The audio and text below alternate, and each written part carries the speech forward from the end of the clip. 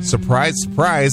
It's Dokken right here on your classic metal show from the dysfunctional release that is The Shadows of Life. And I thought this was an appropriate tune to get into this because basically these guys are living the shadows of their lives this week. So they weren't having fun, huh? Well, they were. There was a lot of smiles and there was a lot of joking and, cutting up and whatnot. But I don't know if you smiles in any George Lynch pictures. Well, Jesus, I was more fucking pissed. I was just getting to that. All right, good. So as I said, I got in there Wednesday evening. I did not see Don Wednesday. I had texted him. I was leaving the airport, flying out it was about 7:00 Central Time. Okay. And I sent Don a text. It's like, I'm ready to, take off here. I'll be there in about an hour and a half. Where are you hanging out? And do you want to get together? And he says, he texts me back. He said, I'm at the Sheridan room, blah, blah, blah. Right. He says, I'm in for the night. I'm done for the night. He says, I hurt my voice today in rehearsals. Oh God. So I was just like, okay, right. And then of course I already told you the story about hanging out with Mick. Right. Sure. So Don texts me about midnight and Okay. I was already asleep, but, he texts me, he says, we're we got lobby call for rehearsals at 10:45. He says, Okay. I'll see you down there. All right. So I got down there about 10:30, and the shuttle driver and then came in, and Mick came by, and he sat and shot the shit with me for a few minutes, and George was coming back from the radio station across the street because he did the early morning show. Okay. And then he came by, and I say, "Hey, George, how's it going?" And oh yeah, real good, yeah, just kind of like all spacey. Right. he goes, I gotta get ready. He says, I'm going up to my room. And then Jeff Pilson came down, and he, Jeff, he's always upbeat. Right. And he goes, Wendell, it's good to see you, my friend. And he came over and gave me a hug, and we talked for about a minute. And then I was just sitting there waiting on Don, and Right. George came back down, and he was walking by, and he was kind of like all hunched over and looking like he was dragged out a little bit, And I said, George, you look kind of beat. He goes, you really think so? And I said, well, I said, I'm sure you've already had a hard week. And he goes, oh, I don't know. I was feeling pretty good today. I was just like, okay, I was just trying to, make some conversation, and he was just Right. like, yeah.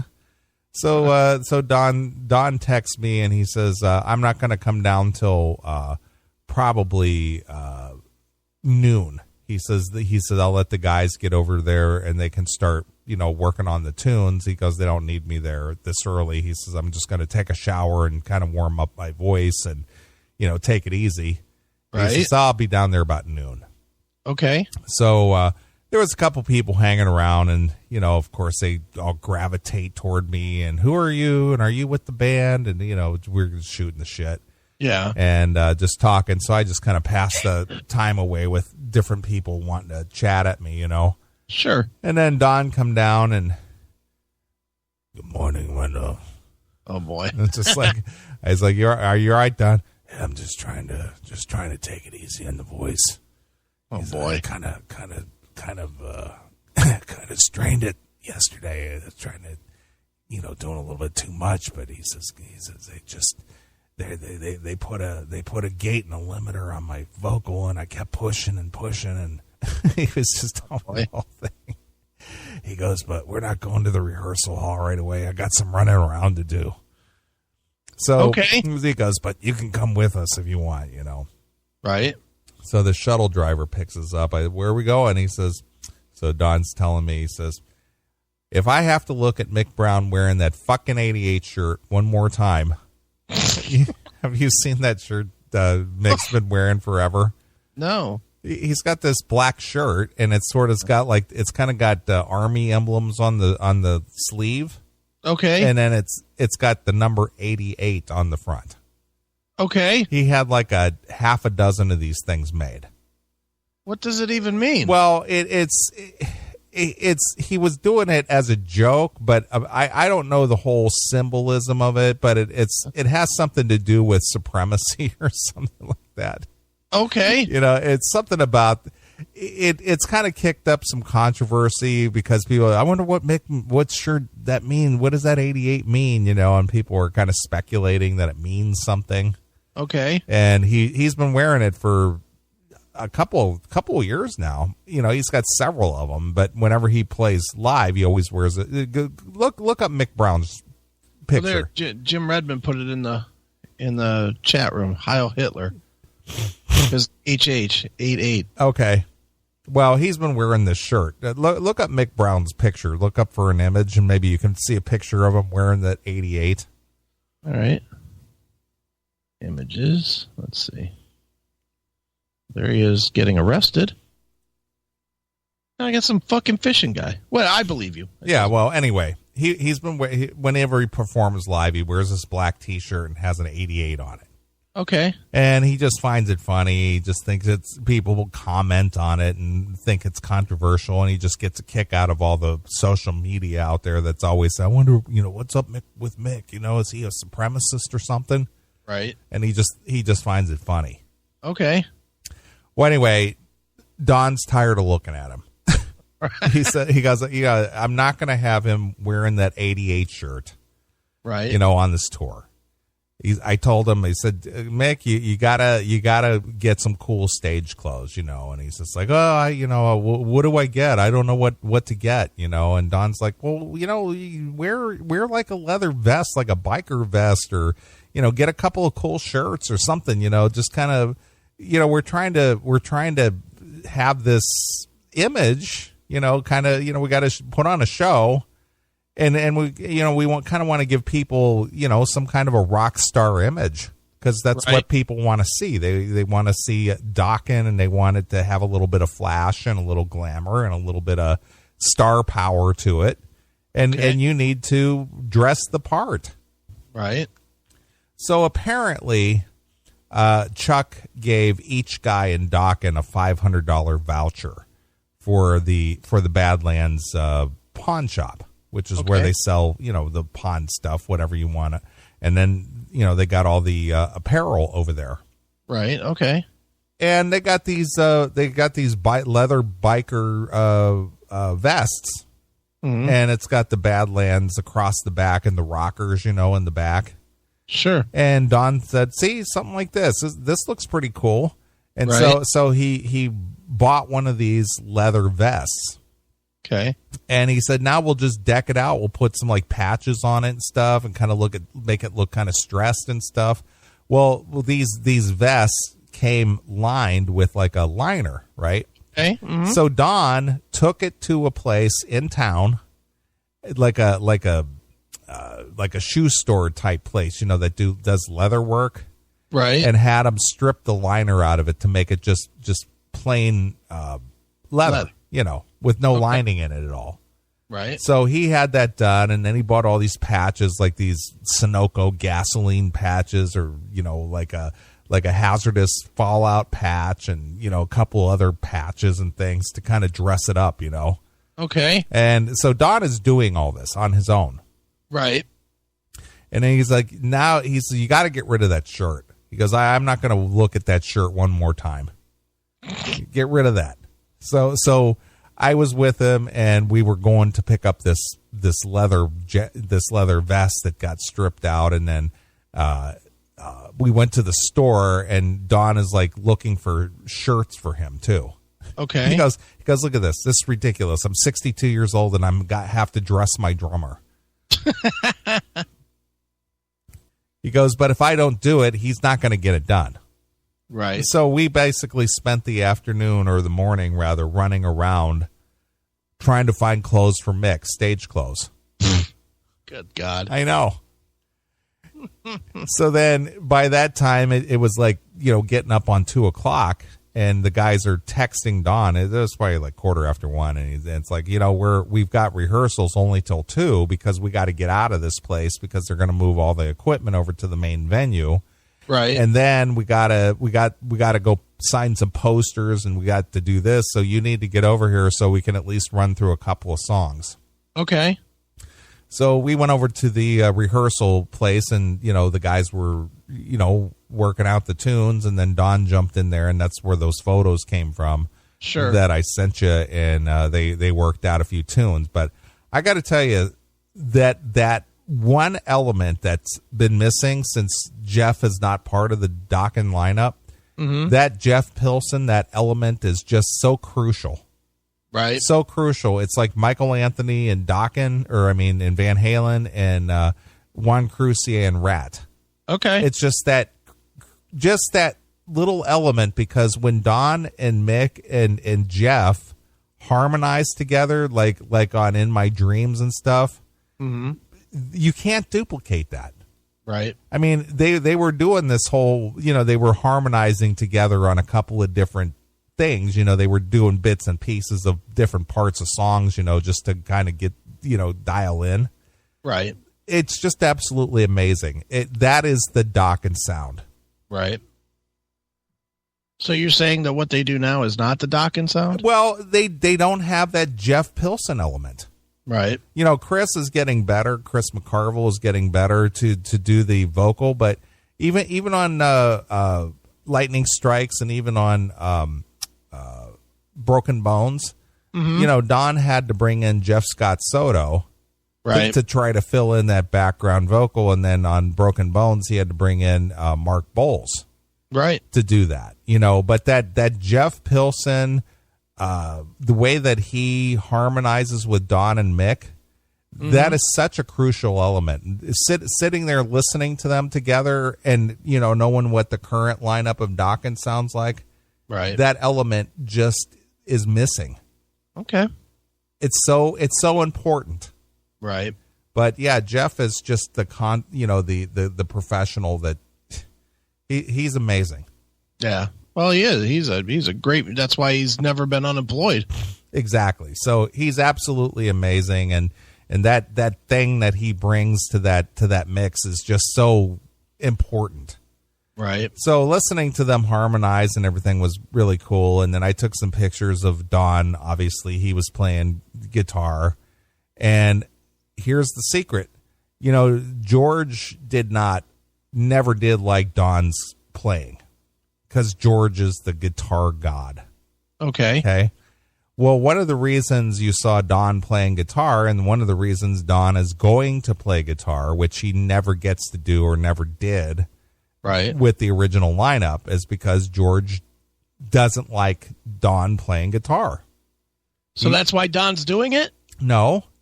Oh. Don is doing it because George doesn't know the parts. What? Yes. Now, and this is not a slam on George. This is the reason why. And Jackal, you pay attention to this. George sounds like George, right? Mm-hmm. But he's been away from Dokken for so long. Right. And even though he plays the Dokken tunes in his Lynch Mob set, he's been playing them the George Lynch way, or the Lynch Mob way, rather. Right. Rather than the way the Dokken way was. Okay. And so because he needs a little, for lack of a better term, some guidance. Yeah. Don is kind of like filling in where George is missing. Is this in rhythms or is this in leads? Probably in rhythms. All right, I was going to say, because if they break out, I don't know, In My Dreams, and Don steps to the front. No, he's not going to do that. No, in the rhythms. Okay. But here's the thing. George is playing them like one or two steps below the original. Oh, he's tuned down? Yeah. I mean, it's the re-evolution Dokken, right. And Don, and again, this is where the little headbutting sometimes could get in the way. Right. Don is like, George, that's not how it goes. And he goes, well, I've been playing it that way for X amount of time. And he goes, yeah, but that's not how it's written. That's not how the song goes. He goes, well, I'm not playing it the Don Dokken way. He's like, George, it's not the Don Dokken way. It's Dokken. It's the way it was written. Yeah, it's not the Lynch Mob way, more to the point. He So it goes like this, you know. Right. He goes, well, I don't play it that way.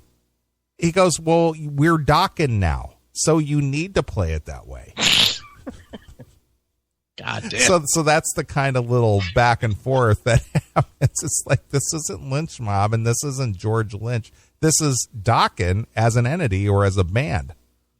You've got $1 million on the table and you can't fucking adjust back to the way you wrote your own song. You wrote those leads. Well, I know, but the thing is that you do it for so long. I mean, you might, you know, George left Dokken again in '97. Right. So it's almost been 20 years.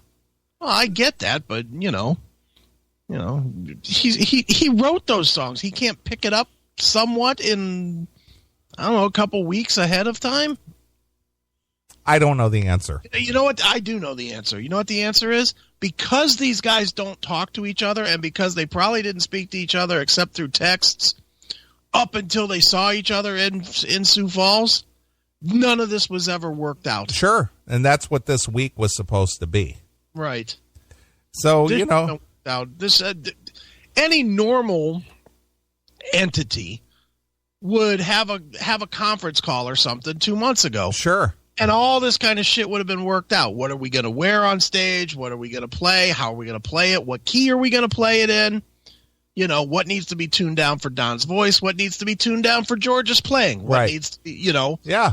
That shit should have been adjusted, should have been worked out probably about the time they signed the contract. No? You would think, yes. Yeah. All right. I completely agree with that. Okay. So anyway, when Don was recording the other day, I know you're not as big into gear as I am, but there's a thing. It's called a limiter compressor. Mm-hmm. So when you reach a certain volume, this thing will start minimizing that volume. Okay. Well, on Don's vocal when he's singing, the mixer that they were using, he didn't want any limiter on that because what he hears in his headphone is what's coming through the board. Right. And when the limiter is on, he doesn't think he's hitting the note that he should be hitting, even though he may be, but the limiter is like muffling, you know, is like down. Yeah. It's reducing it, so he's pushing harder. Right. Oh boy. So what he's hearing in his headphone is not true to what he's really singing because the limiter is limiting that upper register. Right. So he was pushing harder and harder, and then he found out that the limiter was on, but by that time he heard his voice. Jeez. So they had the limiter on, and then it was compressed on top of that, so he didn't get the true dry sound of his voice in his headphones when he was singing, so he basically strained his voice a little bit. Wow. Okay. So that's what happened there. But you know, by the mid-afternoon on Thursday, you know, he was working it back out and warming it up and, you know, getting it, and he sounded great. He sounded fine. Okay. Well, Thursday, even though that they were practicing, they had a special dress rehearsal for Thursday evening for 100 fans. Right. Mm-hmm. These fans, I think they paid like $175 or something to attend this thing. Ooh. And then they got to meet Don and the whole band, and then they got a poster, and they got, you know, they got a little goodie bag with everything. Photo with the band or photo, something. Yeah, everybody got a photo. Everybody got a signed poster. You know, everybody got to meet everybody, and then they got to be a part of this closed set. Right. You know, where they went through like 5 or 6 songs. Mm-hmm. Well, on Thursday night, George did Mr. Scary. Okay. And they ripped into that, and George played it flawlessly. I mean, he just tore the roof off the house. I you know, I'm sure you heard me say that on the interview I did with Ron. Right. You know, and he, stellar, fantastic. Right. And I told him so. You know, I just like, wow, George. I said, I was absolutely blown away because it gave me goosebumps. Wow. It's like, holy shit, that was awesome, you know? And, you know, after actually it was on Friday, I told him that, and he was, you know, it wasn't as good. And, you know, I thought it was awesome. I thought it was great. And, you know, I wasn't kissing his ass either. I just really thought it was great. Right. And the guys harmonized well, and they did 5 songs, and they sounded great. And to be honest with you, and here's to the question is, what is my true assessment? Mm-hmm. I was pleasantly surprised that they sounded as good as they did. Okay. Was it 1987? No. Right. But it was better than, the last, say, 5 years. Okay. But they sounded great.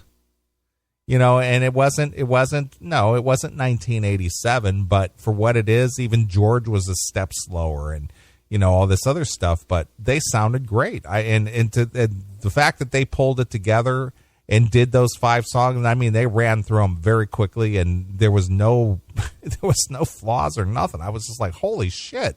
This isn't what I saw. This isn't what I saw in rehearsals. I'm surprised you guys pulled this together the way you did. Right. You were like, wow, this might actually be good. That's what I said. Because I got to be honest, I was completely skeptical. Right. Sure. Very skeptical. Mm-hmm. And they came out full bore, and they sounded like Dokken. Oh, that's good. And I was just like, wow, that was pretty impressive. Right. So I thought, okay, this is going to be good. Mm-hmm. All right. So we go back to the dressing room, and the manager, he comes in and goes, all right, guys, you got to sign some posters.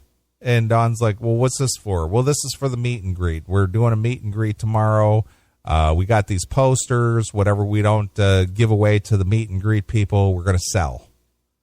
Okay. So they sit down at this table, and they got these posters, and they're sitting there signing them and signing them and signing them and signing them. Like 200 posters. Oof. Those guys, and Don is sitting there signing, and he's signing, and he's signing, and it like this pile doesn't seem to getting smaller. Right. And he goes, how many more of these are these? And he goes, well, there's just this here. And he goes, how many are that? And he goes, I think it's about 200. He goes, what are these for? He goes, these are just going to end up out on eBay. Right. And he goes, well, this is for the fans, and we're going to sell the rest. And, he goes, this is just prostitution. You think Robert Plant sits here and signs 200 posters? He says, I'll do it. He says, but I'm not going to sit here all night signing these posters. Right. He goes, this is ridiculous. So he sat there, and he signed every one of them. Okay. Every one of them. He says, this is ridiculous. This is just monkeys in a show. Just monkeys in a show. Look at this. Did the other guys sign them all? Oh, they too? signed them all. Signed them all. Nice. Yeah. They did it. They did it, and then, we got to do pictures now. Now we got to do a meet and greet. Now, mind you, they're working this set out, but yet they're involved. And again, like I said that at the beginning of the show, they're doing radio early in the morning. They're doing the TV. They're doing these meet and greets. They're sitting for hours signing posters. They're, doing all this other stuff rather than doing practicing or rehearsals. Right. And I was like, when are you guys going to do rehearsals? Because you guys are only rehearsing like a couple hours a day. Right. But they did pull it together. So anyway, long story short, Friday rolls around. Okay. The big show. Mm-hmm. And what happened on Friday? I'm trying to think how this all played out. So they had to go to the main stage, and they had to do sound check. Okay. So the guys, the Jeff, George, and Mick all went there, and they worked out all their parts. All right. Before you go further, what time is this? This was about, I'm going to say about noon. Noon? Okay. Noon or 1. I think it was like about 1. And was this their first thing of the day, or were they out doing radio and bullshit again? Well, they were doing all the radio and stuff, yeah. Oh. But Don, he didn't come out till noon or 1, I think. He stayed in his room for the most part.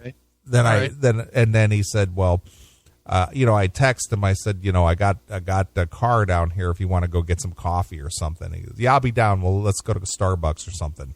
Okay. So he comes down, and Don has this friend who flew in from California, a guy that he knows. I don't know how close a friend they are. This guy's like really wealthy. Right. Extremely wealthy. He his money comes from inheritance. Okay. His parents or somebody, they started the whole Kmart chain or something like that. Right. Or they owned all the real estate for the Kmart stores across the country. So this guy is worth $200 million. Okay. Nice. And he's kind of like one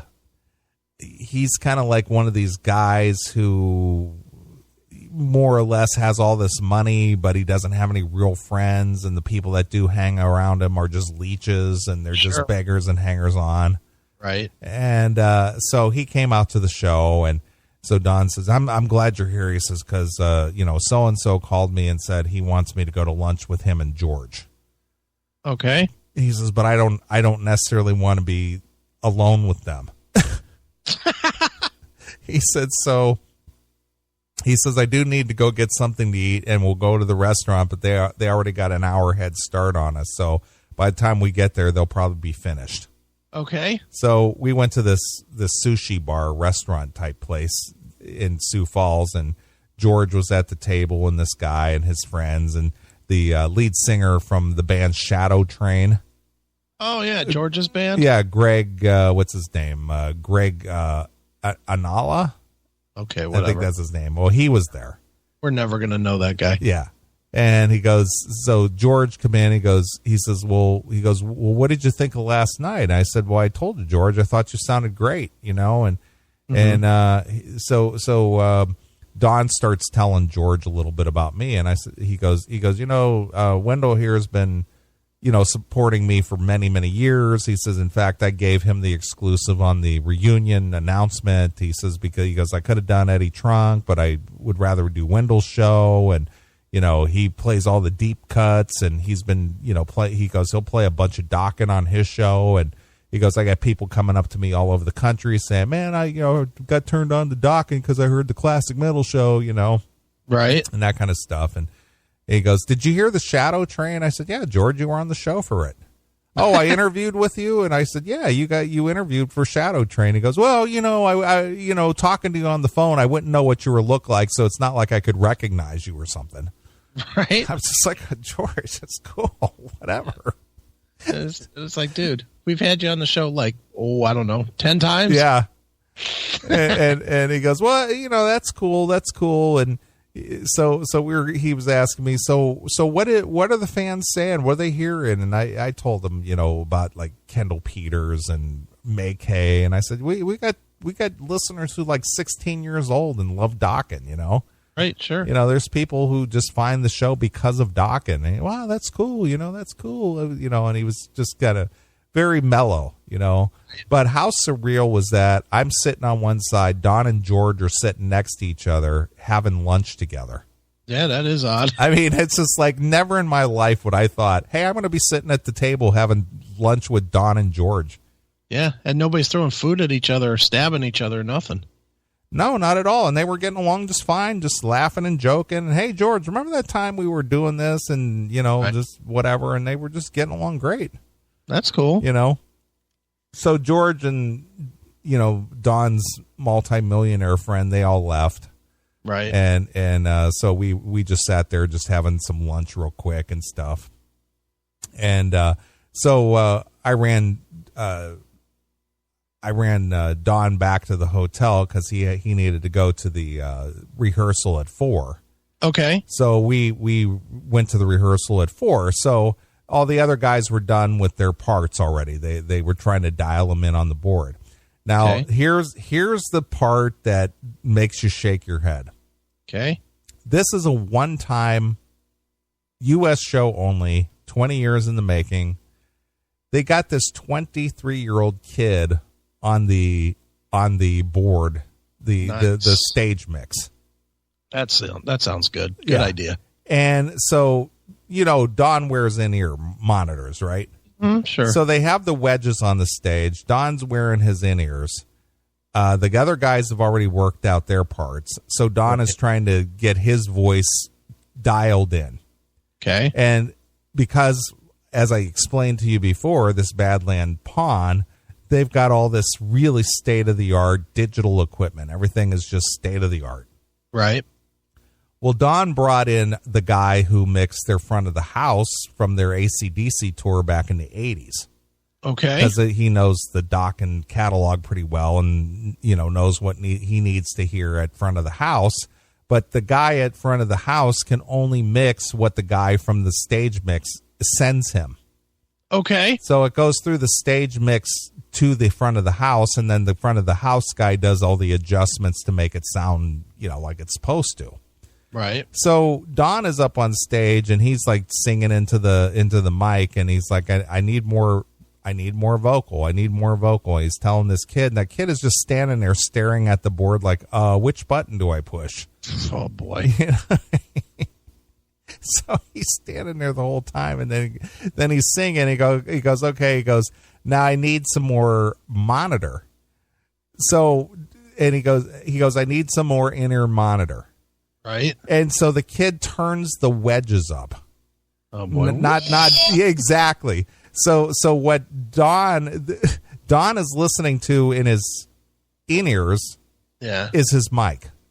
Okay. So he wants the guy to give him a little more volume in his in-ear monitors, but the guy turns the wedges up, and because he turned the wedges up, it feed back into the mic, and then the mic is what Don hears in his ears and just blew his ears out.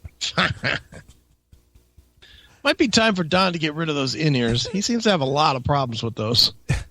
So he goes, not the wedges, my in-ears, these monitors. Don't do the wedges, And so he goes, what's the matter with this kid? So they're dialing it in, and the other guys come back on the stage and they start running through some songs. But so this kid turns off all the wedges. Oh, no. And then Mick has a wedge by his drum set so he can hear Jeff and Don, so he can kind of keep time with, they're singing. Well, he's got nothing now. So no matter what, he goes, leave the floor wedges off. Give Mick some monitor. Do this. It was so painful watching this. Yep. It was just painful. That's funny. And again, I'm thinking, this is 20 years in the making. This is the one show. They're going to do a DVD. Yeah. And this is the guy who's mixing this. Are you kidding me? Oh, boy. So this was a process. Right. And it was just painful to watch. It really was. And I got to give credit to Don. He kept his cool. He was trying to be very methodical, And then every time George fired up his amps, he just had this it just it was unbelievable. I'm thinking, we're just like 3 hours away from filming a DVD, and this is where we're at. Right. This should have been worked out 3 days ago. Yeah, no kidding. Not on day of show. No shit. So needless to say, once Don got off of the stage after rehearsal, we went back to his dressing room. Yeah. And you know how Don ran. This is fucking ridiculous. This is going to be a disaster. I know. Where'd they get this kid? He just come out of school or something? This is ridiculous. We're a multi-platinum selling band, and we're doing this one show here, and this is what we get. This is who we're working with. Are you kidding me? Right. I know this is going to be a disaster. He says, I told this kid, he goes, I just feel it. He says, I told this kid once we got the mix locked in, then what you can do is hit save, just like a computer. Right. Hit save, and then you type in Dokken mix or something like that. Right. And then when you go to that, the board automatically adjusts itself. Sure. All the faders and everything just goes to that position. Right. Well, this guy didn't save it. Of course not. He's going to do it on the fly. Yeah, he didn't save the mix. He's going to remember. So they had this young gal. You may know who she is. I'm not familiar with her. I heard the name, but I'm not familiar. Her name is Gabby Ray. I know of her. Country singer or something? Well, she's a young gal. She's like 17 or 18. Yeah. And she sings a lot of the 80s stuff. She sings like Dio and stuff like that, you know. And she opened the show. Okay. So by the time Dokken hit the stage after Gabby Ray was off, yeah, all the settings were wrong. So this goes back to what I'm telling you about people who film this on their cell phones and stuff. Right. The mix, the front of the house mix was way off. Okay. Way off. And the show actually sounded better from the stage than it did out in the house. Where was it recorded? Well, it was recorded through the board. So it would sound like the front of the house. No, well, no. It will sound like the stage. It sounded like the stage. Okay. But what people were hearing in the front of the house was not what you were hearing from the stage. Okay. Because the mix was way off. Right. Because I was out front of the house and I, went from side stage and I could hear the difference big time. Right. So I went upstairs to the mezzanine. They had this balcony up there and I was up there listening and I could not hear Dawn at all. Not at all. Nice. But if you go to another part of the room, you could hear a really good mix. Okay. And I was like, wow, that sounded really good. Okay. So does it sound 1988 again? No, it doesn't. But it sounds like Dokken of today. Okay. And I think all the guys did well. I think even, people, Dawn sounded awful. It sounded like a train. No, it sounded really good. You'll actually be surprised. Now, here's the thing. Mm-hmm. Thursday night, when they did the dress rehearsal, right, they were supposed to film those 5 songs and get some B-roll. Okay. Well, because they had to do this meet and greet, it went way too long, and they didn't even get to the stage till close to midnight.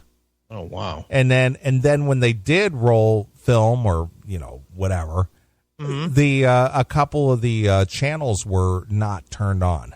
Oh my God! So they did not have mixed tom in it, so there was no low end bass. And I'm just like, because Jeff took the mixes back to his room, yeah, and there was no low end bass. It was an Injustice for All recording, more or less, yeah. Hilarious.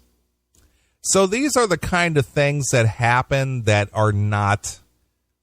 They're not the fault of the band. Right. But organizational wise, it should have been better. Right.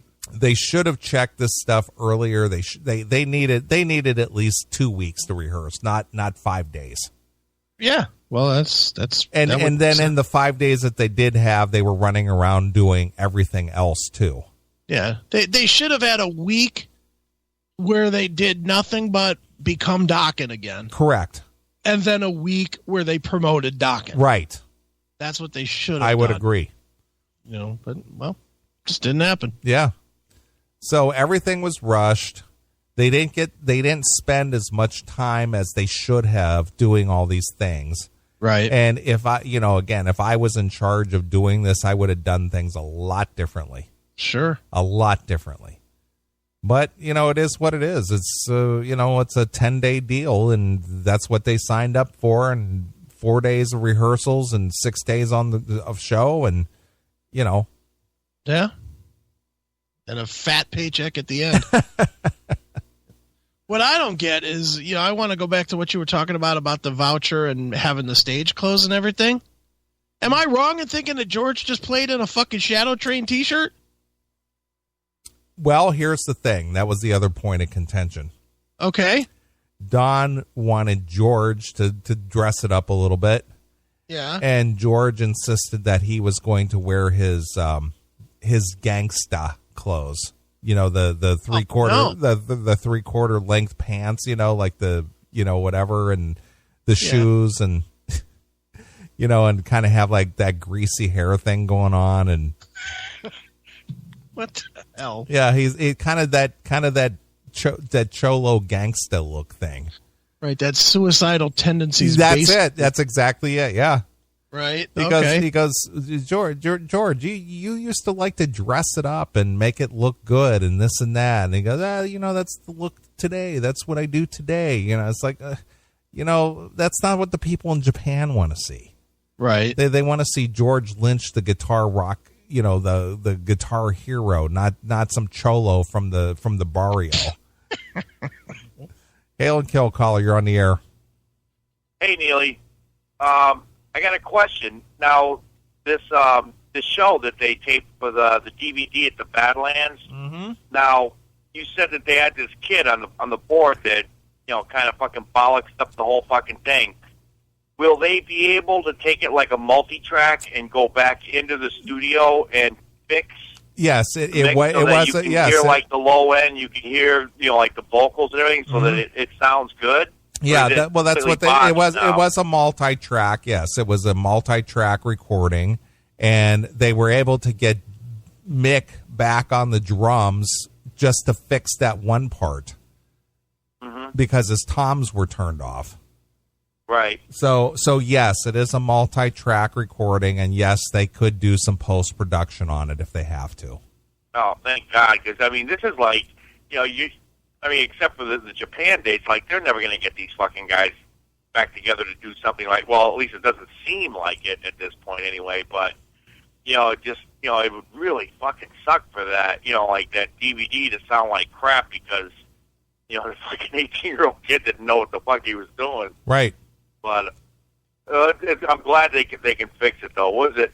I remember one time somebody was giving Paul Stanley the business about like all the post-production work they did on Kiss Alive 1.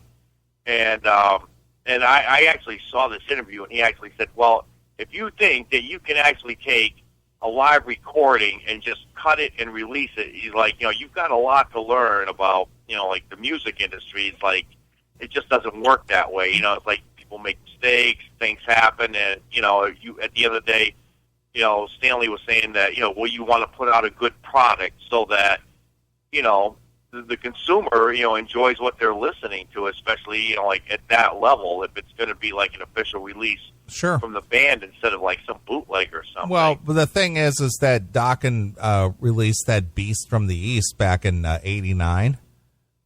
George redubbed all of the guitars on that entire CD. Well, the original record, was it that bad? No, it wasn't. It wasn't that it was bad. It's just that he wanted more reverb on his guitars, and so he redubbed all of the guitar work that was on the live disc. So that's not that's not even technically live. It's a live recording, but there are overdubs on it. Well, I remember when they were making that, like all that big stink about Kiss Alive 1, and you know what? As a consumer, whatever Kiss did, in the studio afterwards, hey, you know what? I'm glad they did it because, some of the album that we got, in my opinion, was awesome. I love listening to fucking Kiss Alive 1. And you know what? As a consumer, I'm glad that if, like the original recordings from the Cobo Hall shows, like if they weren't that great, well, I'm kind of glad that they didn't just like, just throw it out there just to, make some money off it, and they actually, fixed it. Well, and, see, made something that was really good. Well, there's two trains of thought. You can overdub stuff and make it into ear candy, which obviously that's something you enjoy. Or you can leave all the mistakes and all the, the glitches in it and all this and that, and a guy like Jackal enjoys that better. So it depends on how bad the mistakes are. Some people like the as raw as it can be, and other people like, man, I'd like you to smooth it out. So yeah, it's all subjective. Well, yeah, exactly. It's just whatever you appreciate. But I always enjoyed Kiss Alive 1, and I'm looking forward to this DVD. Oh, and by the way, I posted a link. They've already got those posters up for sale. Of course they do. They're like they got them on eBay for like $195. Of course they do. But anyway, also, if you get the chance, if you should think of it, I was just wondering if there's any chance maybe you could play "Too High to Fly" from the Live from the Sun recording. We can do that. Sure. You played a while back. If you could play that, I'd really appreciate it. All right, my pleasure.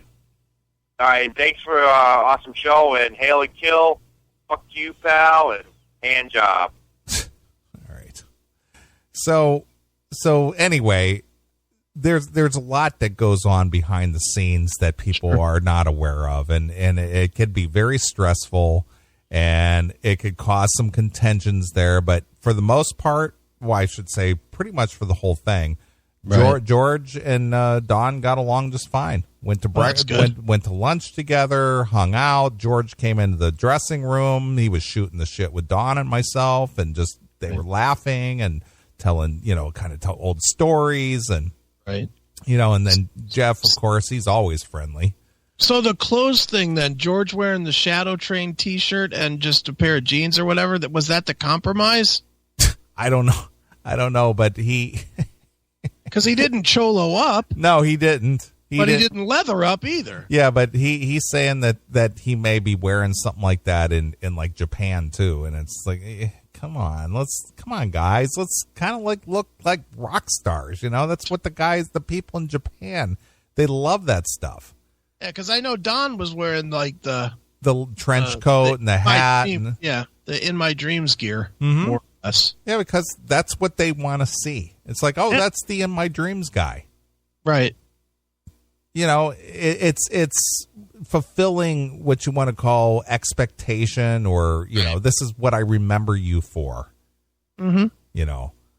So it's interesting to see the behind the scenes, what goes into all this to make this happen.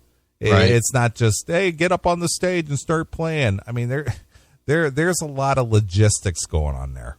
Right. Cunt hole logistics, as it's known, more or less. Right. Now here's something that didn't set well with me, but I did not make a fuss about it. Okay. I was given an all access laminate. Okay. All access. That means you can go anywhere. Right.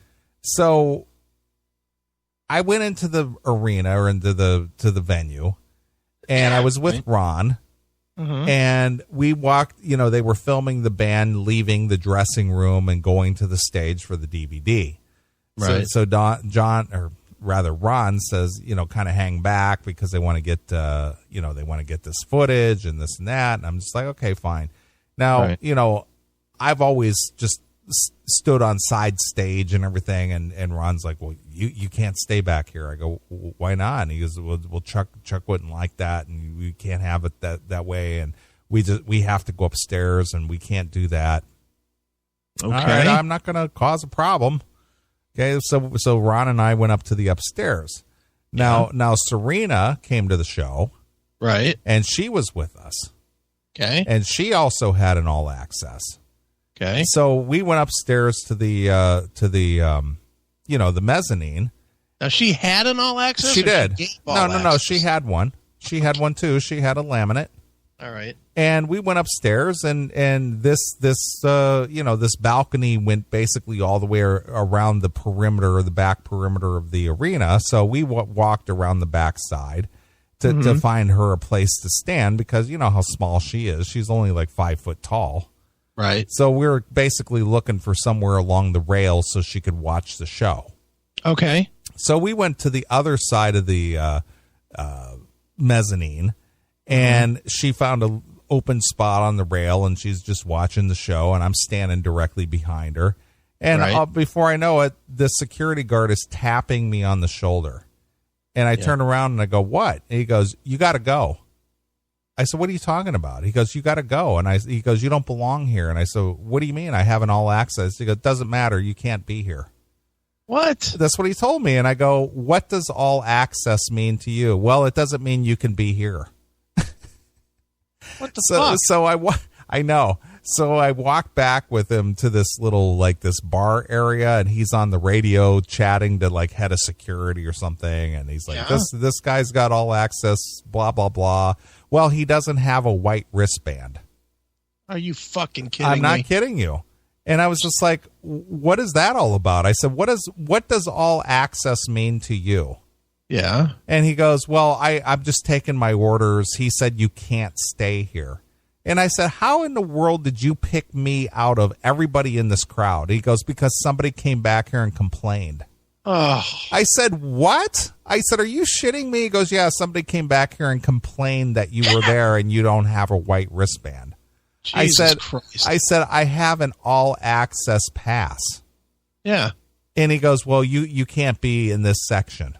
That's when you guys say, dickhead, I can go backstage, you fucking idiot. Well, that's funny you should say that. Here, that's the funny thing that you should say. Well, I couldn't go back and grab Serena. Yeah. And so I had to leave the area. And I went back over where Ron was, and I told him, I said, what's up with security here? I said, we were just standing right over there, and this guy told me I couldn't be there. I said, I have all access. Yeah. And he just kind of shrugged his shoulders, and he was, I don't know, I don't control that area and blah, blah, blah, Right. So I watched the show from the other side, and, I knew she would be fine watching the show because she really gets into that. Well, it was getting near the end of the show, and I said to Ron, I said, how am I going to get back over there to get her? Yeah. So he gave me his company pass. Okay. And I walked back over there and grabbed her, and we walked back, and she goes, I was wondering where you went. I told her what happened, and he goes, yeah, these guys were next to me, and they were saying, you can't be here, and they were giving me a hard time and everything. Yeah. So after the show is over, we can't be on the balcony watching the show with an all access, but we can walk right down the stairs and go in through the dressing rooms with an all access and have access to the band, but we can't be watching the show from a certain area. I said, this security either A, is uninformed, or B, they're just overzealous or they don't know what to do. Dude, I remember I had the same problem, ironically, at a Dokken show, the Dokken show at House of Blues. Remember, we had all access passes for that, and I went to sit down in the empty seats, and they booted me out. Yeah. Remember? Same fucking thing, and I showed them a goddamn laminate. Said, look, I'm with the fucking band. And they're like, nope, you can't sit here. Yeah, that's basically what I was told, too. Yeah, security are cunts. I know. And then Marc Ferrari, which I was hanging out with obviously before, he was in a suite. They had him broken down in the suites, and there was the Dokken's manager, right. Marc Ferrari, a couple other 3 people were there, and they were all saying, "Hey, how you doing, man? How you enjoying the show and everything?" And I was standing with them. Security comes up, taps me on the shoulder. You can't be here. I said, what are you talking about? I said, I got all that. You can't be in here. You can't be in here. You don't have a blue wristband. Hey, cocksmoke. What does this fucking laminate? I'd have probably got thrown out. But the thing is, I'm not going to cause an issue. I'm just like, okay, whatever. So I went back to talk to Ron. I said, what is with the security around here? He goes, they're just doing their job. I don't get involved with that area. That's a whole different, thing. And I said, listen, I'm just a guest here. I'm not going to cause a problem, but I think this is just stupid. Right. And he's just like, what? He's just, it's okay. And the show was over. And then we walked right down the stairs, through the backstage, show the guy at the door, guarding the door to the dressing rooms, and he opens up the door. Welcome in, sir. Yeah, of course. But God forbid you sit down or stand in the fucking balcony. It's so dumb. Just the dumbest shit ever. So that I was just like, I didn't get mad about it. It's just like these guys obviously just don't know any better or right. Whatever. But, I'm not going to make an issue. Yeah. Well, nicer than me. Yeah. Well, what are you going to do? You're going to get in a fight with a guy who's just doing what he's told? I would have berated him. Yeah. Question in my mind, I would have been like, you're a fucking idiot. Yeah, whatever. Can't you read, stupid? Yeah. Well, the guy did get on the radio, and I heard him tell the guy on the radio, he's got an all-access pass. It doesn't matter. He can't be there. Yeah, well, I'd have been like, give me that radio. He says, sorry, dude, you got to go. You got to go. You can't be here. What a bunch of dicks. I know. But that was the only sour spot of the whole, situation. Right. It wasn't such a terrible thing that I couldn't get over it. It's just like, well, this is just dumb. What does all access mean? Yeah, but how are you going to have balloon knot sex with Serena if you're not allowed in the section? Right. I mean, come on. Rufo taught you well, didn't he? exactly. But overall, we went back to the dressing room and everybody just kind of hung out and, everybody seemed to be in a pretty good mood and they had to pack it up because their flights were out of there at 7 a.m. Right. So we weren't partying hardy or anything like that.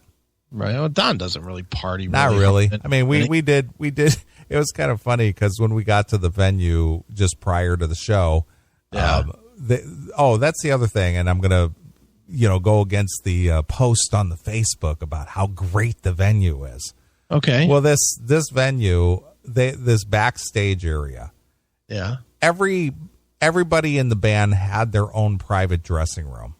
Okay. And these dressing rooms were decked out with chairs and couches and coolers and they had a cooler in there and every conceivable soda, fruit drink, vitamin water, plain water, anything you wanted was in these. Every dressing room had this.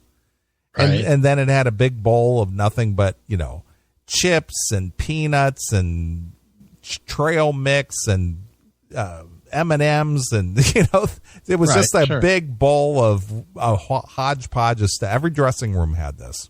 Okay. And then, then it had like a makeup table, the one with all the lights around the mirror. Yeah. It had this whole makeup table and, every room was just decked out with art and, tables and chairs and the whole, just anything you wanted was there. Right. And every dressing room was like this. And it was just like, that was so nice. Sure. And then they had a green room where, had a bigger table where you could sit down and have like pizza or whatever. But then they had all the alcohol you wanted to drink in there. Right. Vodka, Jack, Jim Beam, whatever you wanted, and then they had another cooler in there. And I mean, it was just so well stocked. Right. You didn't run out of anything. Awesome. You go to some backstages and they have one table and it's got like a half a dozen pops and, half a dozen bottles of water and a couple of chips and that's it, But this was just like top notch, top flight. So Don and I walked in, went to the dressing room, and I said, "Hey, Don, you wanted Jack and Coke?" He goes, "Yep, let's get our game face on, brother." So I went into the green room there, and they had big bottles of Jack and Coke and ice and cups and, right. You wanted for nothing. It's awesome. It was good stuff. It was very impressive. Well, sounds like a good time. It was very, very well done. So the accommodations were really top notch. They really were. Well, that's cool. Yeah. So I got to give it to Chuck and his crew because everything in that place was just pristine. Well, that's great. It's beautiful. Sure. So that's the wrap on the whole Dokken experience. But boy, I'll tell you just like, oof, there should have been more prep, more time, right. more forethought. Because right. these guys were just running their wheels off, going to rehearsal, doing meet and greets, signing posters, taking pictures, doing radio, doing TV, trying to do rehearsals. Right. I mean, it was ridiculous. Yeah, too much. It was too much in such a short amount of time. Yeah. But, I'm sure we'll see footage of the Japan shows, and then we can say, Don always blames the sound guy. He sucks, man. George was God. Well, I got a story about that before we wrap up this section. All right. So Thursday night, as I said, George broke into Mr. Scary. Mm-hmm. Played it note perfect. Okay. I was just blown away. Okay. Friday night, filming the DVD, they break into Mr. Scary. He gets into about a third of the way in, just stops. Everything just stopped.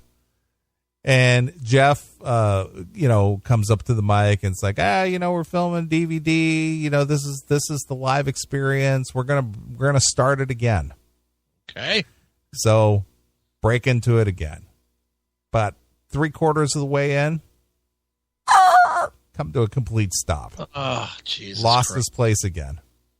He goes, all right, 3 times the charm. We're going to do it again. Oh, boy. broke into Mr. Scary for the third time, and he did get it right that time. Okay. But it took 3 times to play it right. I wonder who the weak link was there. Well, it was Don. Yeah, he wasn't even on the stage. Yeah, well, Don was probably thrilled that he fucked it up 3 times. He got a good break, 20-minute break. Right.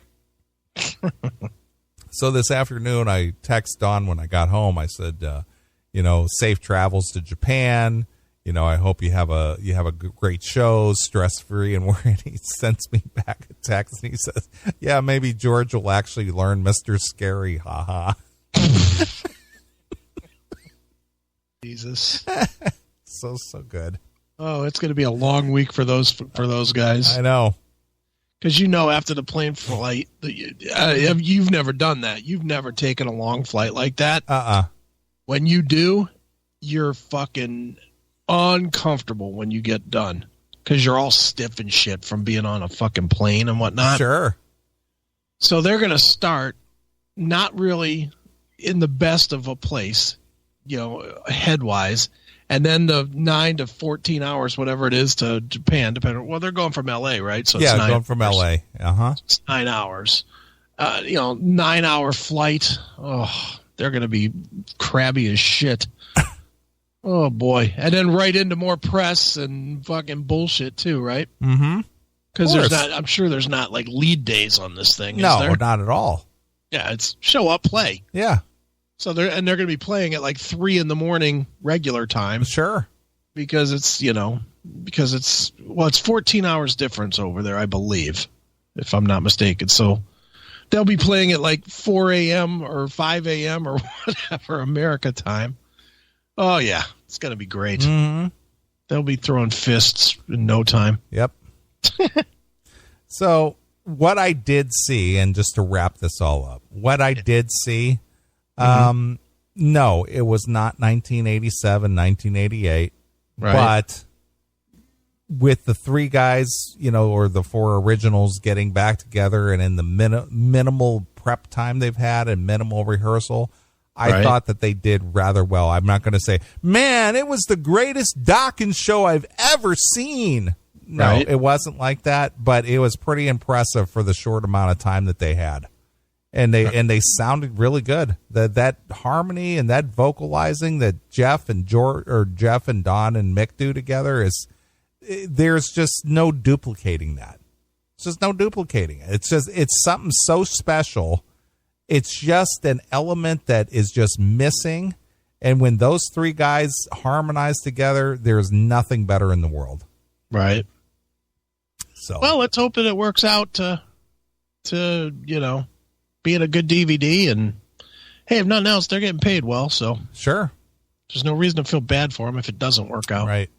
But I'm glad I got to be a part of it. I'm glad I went. It was a very unique experience, and one that obviously is not going to be duplicated anytime soon. So, right, I'm happy I went and was a part of it, and it was a good time. And I wish those guys luck.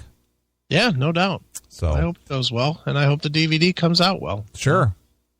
I'm sure I'll listen to it. I'm sure I'll buy it. And then you'll go, man, I can't believe they put that out. I would have never put that out. I would just scrap the whole project. Right. Let's not embarrass yourselves like that, fellas. Right, exactly. So anyway. All right, well, I'm going to wrap this up. I'm going to, give Scotty his request and play some Too High to Fly from the Live from the Sun DVD. Will you text me to wake me up when that one's over? Jesus Christ, that 15 minutes? Sure. Yeah, send me a text to wake me up at that. I'm going to go take a nap. Do you need some sleep? No, I'm kidding. I'm just saying that's a very long song. It is a long song. But Reb Beach does a really good job on this. Dude, no George, no Dokken. Right. Hail and Kill, caller, you're on the air. Well, before you get off the Dokken topic, I would want to throw my 2 cents in. All right. Give us your 2 cents. Well, I agree with everything you said. I really do, Neeley. But, man, I'm pretty sure George Lynch knows the tunes, dude. I know Don was playing during Into the Fire, and he knows that song. But I agree with the in-ear problems. I saw the 4 video clips from the side of the stage. I saw Don messing with his belt and trying to get his in-ears going. I mean, he had to take them out during the show because the kid kept kicking up the wedges and blowing his ears out. Yeah. So he had to take them out and finish the show without them in. Right. But I was at the rehearsals, and George would get halfway through a song and he would stop because he lost his place. Yeah, he got behind on Mr. Scary. I mean, they're going to have plenty of audio from the shows in Japan. Usually when they do those live discs, it's not just one show. You'll see audio from another show and watch, a live move, and you're like, no, he's not playing that. But, right. That's what they do, and that's pretty normal. I mean, and like you said, the YouTube clips don't come through like being at the show. I mean, it's a whole different energy, sound volume, and to be fair to Don, his vocals did sound really low in the mix. On the prominent videos of the one guy that shot it from the side view, where he said the mix was a little better, and even from that side, the vocals were low on the recording. Yeah, they were very low. But I mean, overall, I think you really hit it on the head with Jeff Pilson. I mean, that guy just brings the energy. He does. He's over there. Who else is going to get on the stage, finger the bass guitar, hit Taurus foot pedals, and have a right hand on a keyboard and sing? Yeah, he's amazing. So, but yeah, man, keep it up. And I just had one more thing to say again. Fuck Eddie Trunk again. All right, hail and kill. Well, I'm glad I was being fair and balanced. Yeah, there you go. All right. Well, let's play this Too High to Fly, and we'll be back. So here it is. It's Dokken from Live from the Sun for Scotty and the Commonwealth. It's Too High to Fly exclusively here on your Classic Metal Show. Hi, it's Don Dokken. You're rocking hard to the Classic Metal Show.